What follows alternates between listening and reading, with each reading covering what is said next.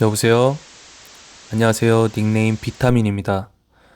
오늘 제보해주신 분은 여성 시청자이시기 때문에 오늘도 제가 직접 들은 이야기처럼 들려드릴게요. 이분이 전에 겪었던 귀접 현상에 대한 사연이고요. 이야기 시작해볼게요. 일단 귀접 현상을 처음 들어보신 분들도 계실 것 같은데 간단한 설명으로 귀신에게 성적인 행위를 당한다고 생각하시면 될 것 같아요. 이분이 20대 때 동네 작은 카페에서 알바를 한 적이 있었대요. 보통 작은 카페에 요즘에는 여러 연령층의 사람들이 방문을 하잖아요. 근데 그 당시 그 카페에는 어르신들이 많이 오셨다고 하더라고요. 뭐 동네의 영향도 있을 수 있겠죠. 그렇게 일을 하는데 단골 분들도 많지만 정말 자주 오시는 아주머니 한 분이 계셨대요. 그래서 오시면 반갑게 인사도 하고 가끔 서비스 같은 것도 드리고 했는데 이제 얘기를 하다 보면 요즘엔 본인의 개인적인 부분에 대해 말하는 게 조금 조심스럽잖아요. 그 당시에는 그런 게 많이 없던 시절이라 그런지 뭐 남자친구가 있는지, 본가는 어디인지, 어디 쪽에 사는지, 꿈이 뭔지 이런 대화도 많이 했다고 하더라고요.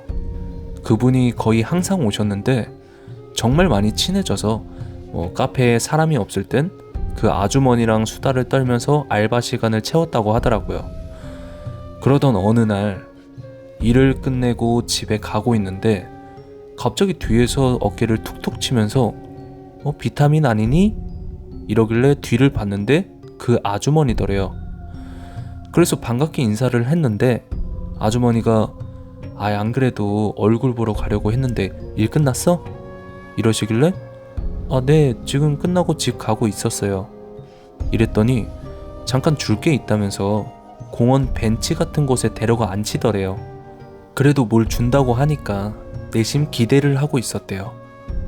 근데 갑자기 빨간 실 하나를 주더래요. 그래서 이게 뭐냐고 물어보니까 본인이 사실 미신 같은 걸 잘 믿는데요.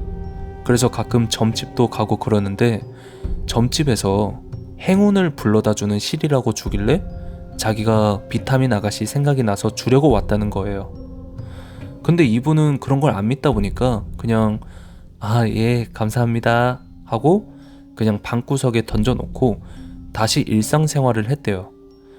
그리고 그 다음 날부터 꿈을 꾸는데 자꾸 어떤 젊은 남자가 이분 몸을 계속 만지는데 처음에는 거부감이 들었대요. 근데 점점 너무 좋아지더라는 거예요.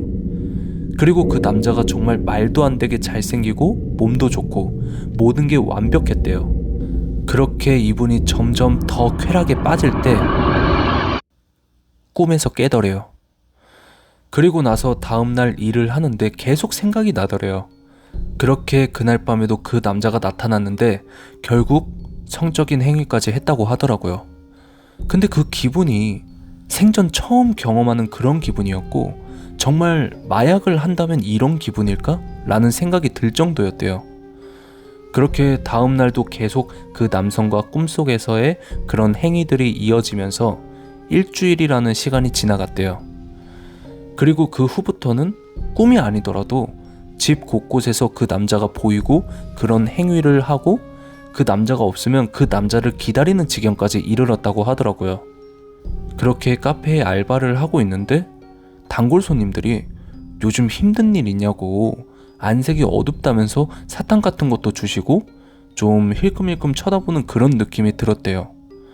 그리고 알바 시간이 끝나고 사장님이 오셔서 교대를 해주시는데 사장님께서 괜찮냐고 물어보시더래요. 그래서 왜 그러냐니까 요즘 얼굴이 못 먹은 사람처럼 쭉 말라가지고 다크서클도 밑에까지 내려오고 몰골도 말이 아니라고 그러시더래요. 그래서 거울을 보니까 정말 해골이 하나 서 있었다고 하더라고요. 그날이 금요일이었는데 사장님이 10만 원을 이렇게 챙겨주시면서 주말에 맛있는 것도 좀 먹고 하라고 주시더래요. 그때 이분이 거울을 보고 느꼈다는 거예요. 뭔가 잘못됐다는 걸. 집에 있을 때는 뭐 거울을 보고 해도 하나도 몰랐는데 딱 그때 본인의 상태가 보인 거죠. 그래서 인사하고 카페에 나와서 걸으면서 생각을 곰곰이 해봤대요. 그렇게 걷고 있는데 그때 아주머니랑 앉아 있었던 벤치가 보이더래요. 그러면서 갑자기 퍼즐 맞추듯이 생각이 났다는 거예요. 아주머니가 시를 줬고 그 다음 날부터 그 남자가 꿈에서 나타났고 내가 현재 그 남자한테 혼이 나갈 정도로 미쳐있고 그 아주머니는 그 뒤로 카페에서 본 적이 없었다는 걸요. 그때부터 겁이 나더래요. 그래서 엄마한테 전화해서 본인이 겪은 일들을 그런 행위에 대한 이야기는 빼고 얘기를 했대요. 그랬더니 엄마가 다음날 갈 테니까 일단 오늘은 찜질방 같은 데서 자라고 하셨대요. 그래서 짐도 놓고 씻을 거나 이런 거 챙기려고 집에 갔는데 그 남자가 또 있더래요. 그래서 당신 누구야? 이렇게 물어봤더니 갑자기 몸을 막 비틀면서 얼굴이 어디에 뭉개진 것처럼 변하더래요. 그 모습을 보고는 비명도 안 나오더래요. 그냥 그 자리에 주저앉았대요. 그리고 그 남자가 천천히 걸어오길래 도망가야 된다고 계속 생각했대요. 그래서 심호흡하고 벌떡 일어나서 문 밖으로 뛰쳐나갔대요. 그리고 사람 많은 곳으로 가서 엄마한테 다시 전화를 했는데 엄마가 전화를 안 받더래요. 그렇게 근처 카페에 가서 멍하니 앉아있는데 시간이 좀 지나니까 엄마한테 전화가 오더래요. 그래서 카페 구석자리에서 눈물을 흘리면서 있었던 일을 얘기하니까 지금 오신다는 거예요. 그렇게 하염없이 기다렸고 엄마를 만났는데 엄마가 그 실 어딨냐고 물어보시더래요.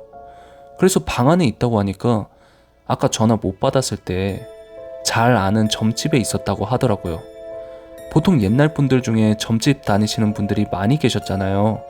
그래서 전화 끊자마자 점집으로 갔다고 하더라고요. 그리고 무속인 분이 그게 그 실을 준 아줌마가 자기 아들인지 뭔지는 모르겠지만 그 실로 딸의 영혼이랑 죽은 남자 영혼이랑 이렇게 묶는 거라고 하더라고요. 그래서 당장 실 찾아오라고 하길래 안 그래도 전화하려고 했다고 말을 하시고는 당장 집에 같이 가보자고 하셨대요. 그래서 엄마랑 이분이랑 집에 갔는데 다행히 그 남자는 없었고 실을 찾아서 엄마가 가지고 갔다고 하더라고요.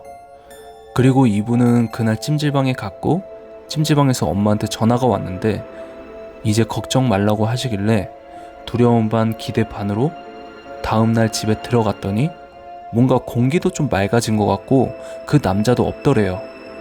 그래서 그 후로는 절대로 남이 주는 말도 안 되는 물건이나 이런 건 안 받는다고 하더라고요. 그리고 추가로 그 동네가 막 큰 동네는 아니었대요. 그리고 작은 동네에서는 어르신들끼리 서로 많이 알고 그런 경우가 있잖아요. 그래서 그 아주머니한테 따지기라도 하고 싶어서 단골분들한테 그 아주머니 누군지 아냐고 어디 사는지 아냐고 물어봤는데 단골분들은 전부 다들 동네에서 처음 보는 사람이었다고 하더라고요. 그 뒤로는 그 아주머니는 당연히 못 찾았고 유추해보자면 먼저 떠난 본인 아들이랑 엮어줄 젊은 여성을 돌아다니면서 찾다가 이분이 타겟이 된 게 아닌가 라는 생각이 들었다고 하더라고요. 콜청자분들도 아무리 친하다고 그런 출처가 없는 물건 같은 거는 되도록 받지 않고 조심하시는 게 좋을 것 같네요. 오늘 이야기는 이렇게 끝이 나고요. 오늘도 끝까지 시청해 주셔서 감사합니다. 많은 분들이 구독해 주시고 많이 들어주셔서 항상 감사드리고요. 알람 설정을 하시면 영상이 올라오자마자 휴대폰에 알림이 떠서 보실 수 있으니까 많은 관심 부탁드릴게요. 그럼 다음 주에 더 무서운 이야기로 찾아올게요. 다음 주에 뵐게요.